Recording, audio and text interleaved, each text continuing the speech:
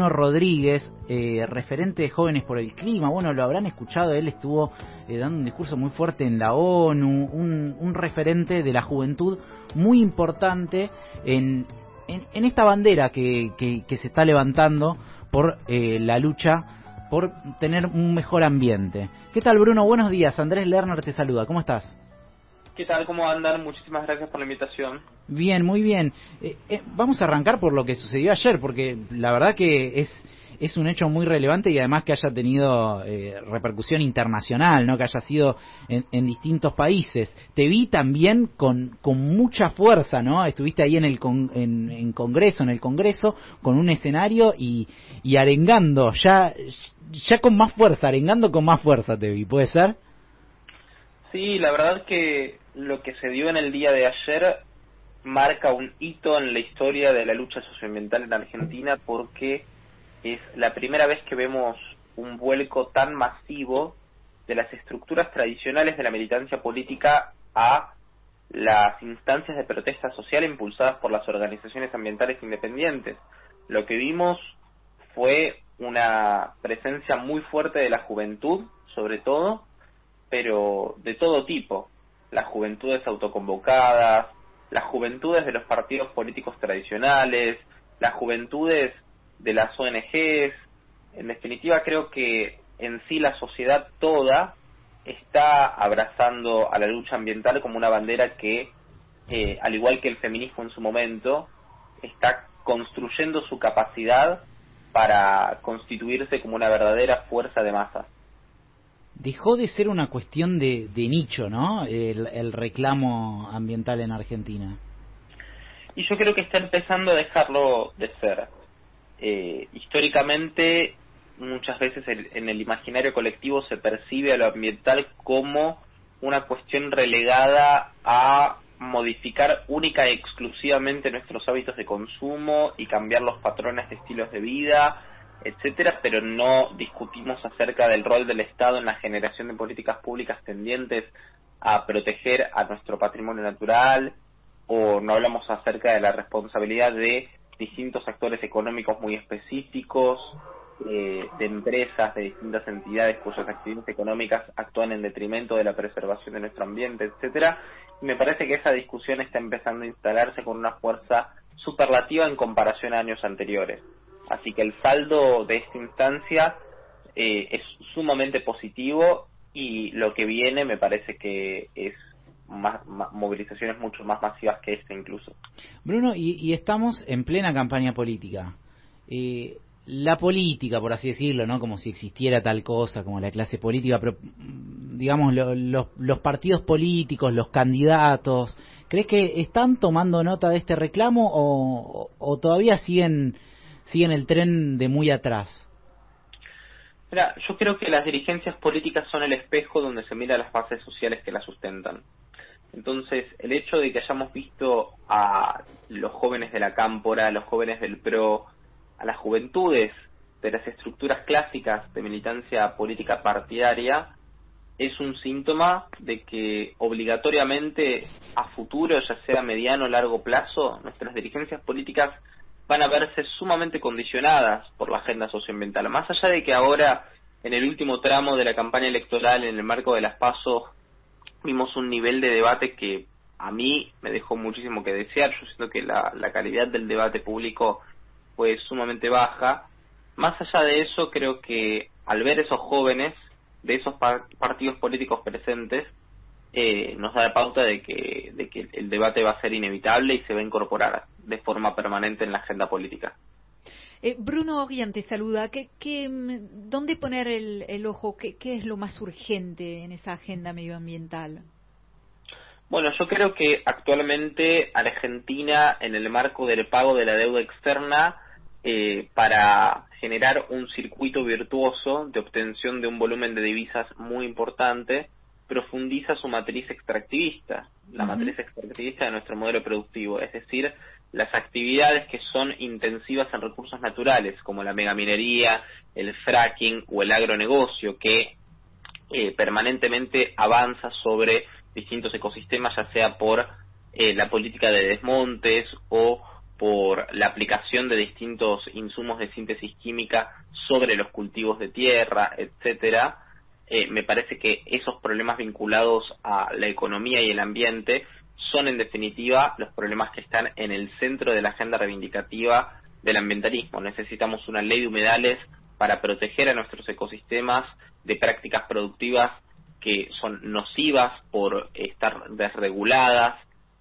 Necesitamos también proteger a nuestros bosques, entendiendo que cuando se desmontan millones de hectáreas de bosque nativo, no solamente se pulverizan instrumentos esenciales para mitigar y adaptarnos al cambio climático por la capacidad de absorción que tienen de dióxido de carbono, sino que también estamos desplazando a comunidades de pueblos originarios de manera forzosa de sus lugares originales de vida. Entonces estamos hablando de derechos humanos.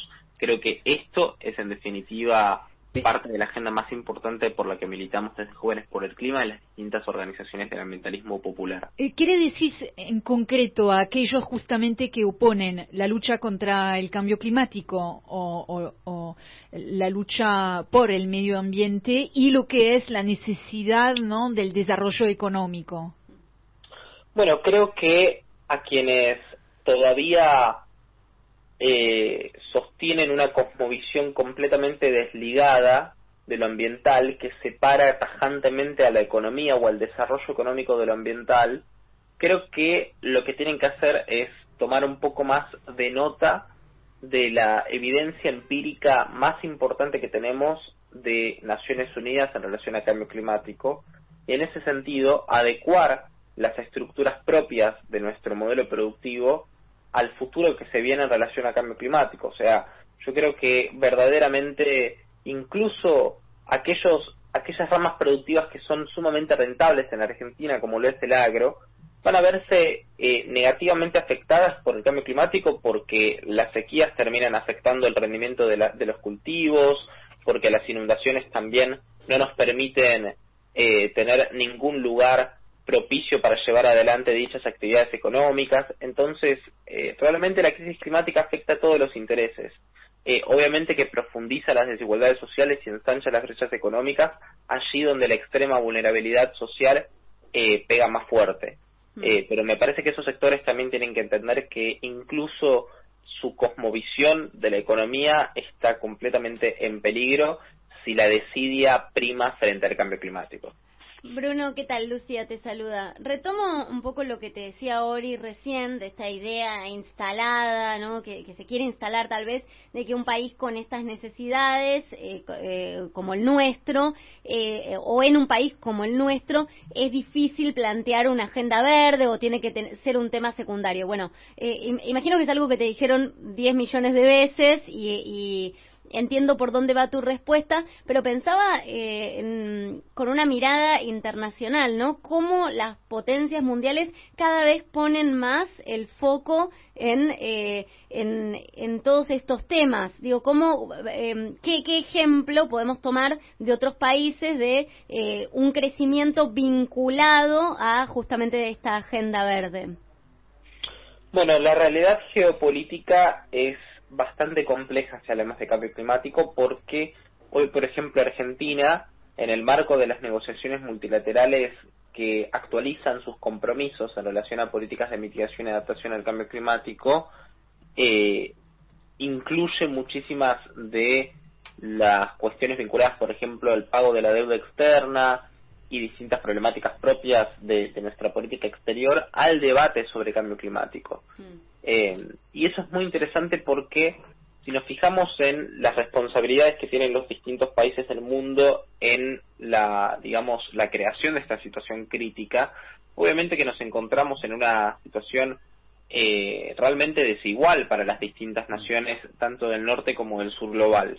Hoy Argentina emite un 0,7% de gases de efecto invernadero, mientras que la Unión Europea, China y Estados Unidos se llevan prácticamente la totalidad de la torta en cuanto a emisiones. El 10% más rico de la población mundial emite más que el 50% más pobre.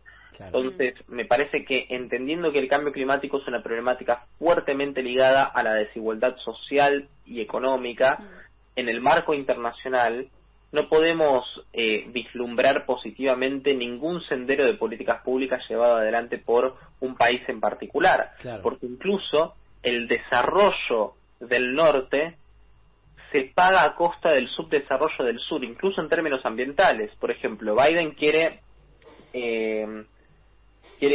reflotar toda su flota de automóviles particulares por ejemplares eléctricos en vez de que sean a nafta. Y eso requiere de la extracción de un volumen de minerales muy fuerte, sí, especialmente de litio. claro, El litio tiene una abundancia muy potente, sobre todo en el triángulo del litio, claro, compartido por Chile, Bolivia y Argentina. Estamos hablando de un proyecto neocolonial en vistas de colocarse como un proyecto de transición ecosocial. claro, totalmente, sí. Es interesante, ¿no? Cómo los países que son mayoritariamente los responsables de la situación medioambiental son los que después quieren condenar a los países subdesarrollados. Es realmente muy llamativo y me gustó la definición de neocolonial. Estamos hablando con Bruno Rodríguez, referente de Jóvenes por el Clima. Bruno, ¿cuántos años tenés? Yo tengo 21 años, cumplí ahora el 21 de agosto. 21 años. Sos un capo, Bruno. Y sabes que, pero no solamente vos, un montón de pibes de tu edad que se están movilizando por algo tan importante y que están militando por causas nobles y que hace poco salieron a la calle y pusieron en agenda lo que después terminó siendo una ley, como el derecho a las mujeres a decidir sobre su propio cuerpo. Y menciono todo esto porque se habla mucho de que la juventud se fue para la derecha o se está yendo para la derecha.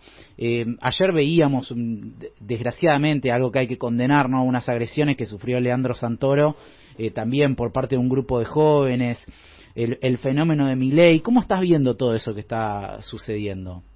Yo creo que el avance de los discursos reaccionarios en Argentina no solamente se posicionan como un agente muy peligroso para la conquista de los derechos que ya fueron consumados, ¿no?, por los movimientos sociales emergentes, como lo es el movimiento de mujeres y disidencias, o mismo el movimiento obrero organizado, etcétera, sino que yo creo que el peligro más importante que representan es la apropiación de banderas históricas que en definitiva le pertenecen al campo popular, como por ejemplo la defensa de la libertad. Claro. Yo creo que ellos defienden la libertad del zorro libre en el gallinero libre para comerse a las gallinas con absoluta libertad. Y entonces eso creo que no puede definirse, no puede formar parte de los parámetros de definición de la libertad para nosotros. Y que a los jóvenes se los capture a partir de estos discursos habla de un síntoma generalizado en la sociedad de desencanto y desacreditación con la política, porque en parte también la culpa la tienen nuestros representantes públicos a la hora de postular debates con una calidad tan pobre, en donde no se incluyen a las necesidades populares como el centro de lo que tiene que guiar al debate público. Yo creo que las agendas vinculadas con la desigualdad económica, con la profundización de las brechas, con el avance de la violencia sobre los sectores populares, tiene que ser sí o sí el eje rector de cualquier discurso político, porque si nos salimos de esa situación de tanta emergencia social, de tanta vulnerabilidad en las grandes mayorías, obviamente que a partir de las vías de escape, las válvulas de escape del discurso político, estos sectores reaccionarios van a colocar sus agendas demagógicas y no tenemos que comernos la curva. Bruno, la verdad que fue un gusto escucharte. Te agradecemos mucho por este rato con FM La Patriada. Muchísimas gracias a ustedes. Les mando un saludo. Un gran saludo. Charlamos con Bruno Rodríguez, que tiene 21 años, es referente de Jóvenes por el Clima, estuvo en esa famosa cumbre en la ONU donde habló también Greta Thunberg, una de las referentes del tema más grosas a nivel mundial. Y me interesa este último punto, ¿no? Que Bruno tiene 21 años y es un recontracapo. Y hay un montón de pibes como Bruno que tienen 21 años y son recontracapos y están poniéndole el cuerpo y luchando por un montón de causas nobles, ¿no? Porque a veces, qué sé yo, sí, el árbol suele caracterizar a la juventud de una sola manera, como si no fuera diversa. Y el árbol termina tapando el bosque. El punto de fuga de una realidad difusa.